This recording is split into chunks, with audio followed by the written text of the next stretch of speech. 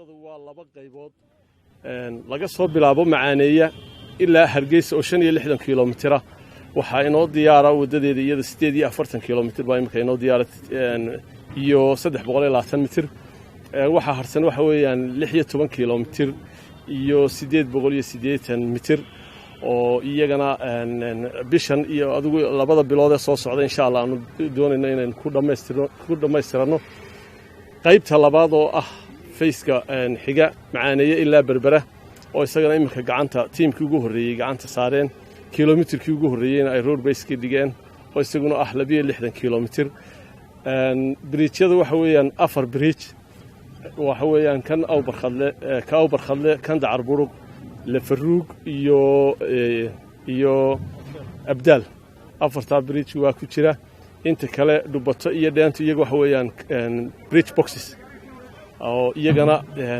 kaamkeenu tagi doona waa diyaar iyagoo castkoodii concrete-koodii waa loo diyaariyay badidoodii oo cast oo box isku daboolmaya iyo boxyadii yaraaye kalfard boxyada yaree kale gelayay halka kaamka lagu diyaarinaya waxa jira media uga faa'iideystay dad caadi wareejinayo wadooyin dibadaha inta la soo sawiro la leeyahay durba daadadkii waa wadadii gooyay waxaan leeyahay waxba kama jiraan waxaan social network la wareejinayo la leeyahay wadadii Berbera corridor daad baa jaray wax daad jaray ma jiraan Assalamu alaykum wa rahmatullah Engineer Ali Al-Alusi from project manager of MBHH Alhamdulillah we have completed 50 kilometer asphalt up to Halaya we have remaining only 15 kilometer and we started last month the work from Abdal to Barbara and we have completed also 4 kilometer subgrade and 2 kilometer road base. Alhamdulillah work is going more fast. We are trying to complete inshallah end of this year. Engineer Badil Jamil, project manager for the structure for the bridge.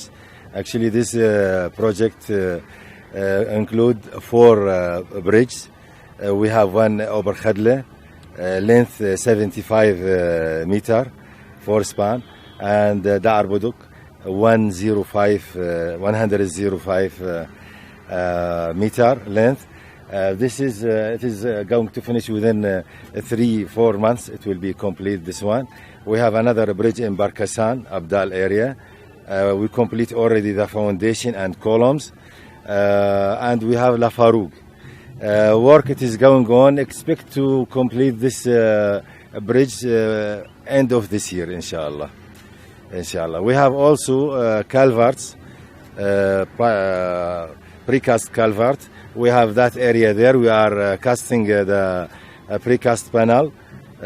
When we complete one numbers of these panels, we start erection of this culvert.